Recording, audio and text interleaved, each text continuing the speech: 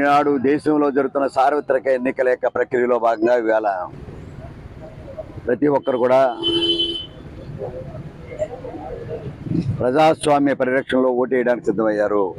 హైదరాబాద్ కానీ, తిరుపతి కానీ, బెంగళూరులో కానీ, విశాఖపట్నంలో కానీ, ఆఖరికి బొంబే, ఢిల్లీ నుంచి కూడా ఈ రాష్ట్రంలో జరుగుతున్న అరాచక రాజకీయానికి విసిగెత్తి ఈ రాష్ట్రాన్ని పరిరక్షించాలనే ఆలోచనతో చేస్తున్న ప్రక్రియలో ఈరోజు ట్రైన్లు ఖాళీ లేవు, బస్సులు ఖాళీ లేవు, రోడ్లు ఖాళీ లేవు.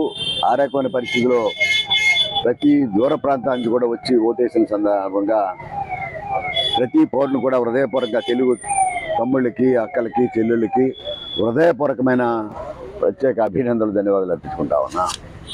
ఈ రాష్ట్ర ప్రజాస్వామ్య పరిరక్షణ చేస్తున్న ప్రయత్నంలో ఈనాడు కూటమి Bharatiya Janata party, Telugu Desam party, Janasena party కూటమిలకు ఈరోజు అత్యంత ఆదరణ రావడానికి కారణం ప్రజాస్వామ్య పరిరక్షకులుగా, ప్రజాస్వామ్య పరిరక్షణ భాగంగా ఈనాడు కూటమి ఏర్పడ్డది. ఈనాడు ప్రజాస్వామ్యాన్ని రక్షిస్తున్న రాజకీయ పార్టీలకు ఓటేయాలని అభ్యర్థులుగా నిలబడ్డ తెలుగుదేశం పార్టీ అభ్యర్థిగా ఈనాడు రాష్ట్రంలో ఆసన నియోజకవర్గం నాకున్న 175 నియోజకవర్గాల్లో ఆంధ్రప్రదేశ్లో జరుగుతున్న ఎన్నికల్లో అత్యంత పవిత్రమైన ఓటుని ఎప్పుడూ లేని విధంగా వినియోగించుకున్న ఓటర్ మహాశైలందరూ కూడా హృదయపూర్వక అభినందనలు, ధన్యవాదాలు కూడా అర్పించుకుంటా ఉన్నాం.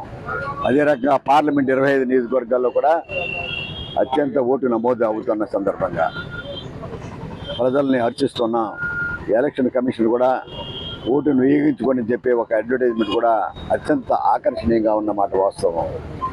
ప్రజాస్వామ్యాన్ని పరీక్షించండి, ఓటును వినియోగించుకోండి అనే ఆలోచనతోటి మీ హక్కుని మీరు సాధించుకోవడానికి ఓటు హక్కు వినియోగించుకొని చెప్పే ఒక ప్రక్రియ కూడా అభినందిస్తున్నా. ఎలక్షన్ కమిషన్ కూడా అభినందిస్తున్నా. ఈనాడు వేళ చెప్తా ఉన్నాం, ప్రజాస్వామ్య ప్రజల యొక్క నాడిని, ఆంధ్రప్రదేశ్ యొక్క ఎన్నికల ప్రక్రియని ఈరోజు చూస్తూ ఉన్నాం. ఉదయాన్నించి నుంచి కూడా 7:45 మొదలుపెట్టా. ఈరోజు ఇంతవరకు జరిగిన అనేక గ్రామాల్లో బూతుల యొక్క ప్రక్రియ చూస్తే ఉదయాన్నే 7 గంటలకే క్యూలో వచ్చారు, కానీ మిషన్లు సరిగ్గా పనిచేయట్లే, ఈవీఎంలు సరైన పరిస్థితిలో లేక. రెండోది, ఈవీఎంలు వెరీ స్లో. నేనే ఓటు వేశాను, నేనే నిమిషంన్నర జరుగుతూ ఉంది ఓటు ప్రక్రియ జరగడానికి. ఓటు వేసిన తర్వాత కూడా 1/2 నిమిషం కానీ ఆ బటన్ డౌన్ కావట్లే.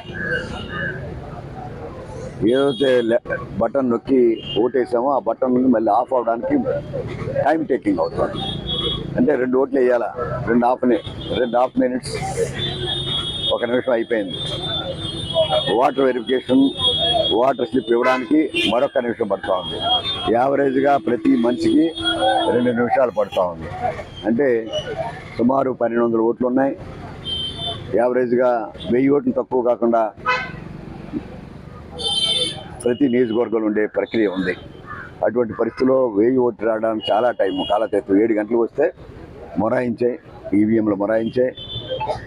కొన్ని చోట్ల స్టాప్ రాక కొద్ది డిలే అన్నమాట వాస్తవం. ఏదన్నా కూడా కొన్ని చోట్ల పాపం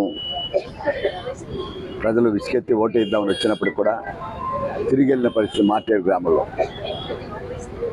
అటువంటి పరిస్థితిని మరి చూస్తుంటే బాధ కలిగినప్పుడు కూడా అందరినీ ఓటర్స్ అందరూ రిక్వెస్ట్ చేస్తాం, మీరు ఇంటికి వెళ్ళినా కూడా మళ్ళీ వచ్చి ఓటేయండి, ఓటును వినియోగించుకోండి. వినియోగం ద్వారా ఈ ప్రజాస్వామ్య పరిరక్షణలో మీ ఓటును మీరు ధైర్యంగా వేయండి అని చెప్పే మాటలు చెప్పాం.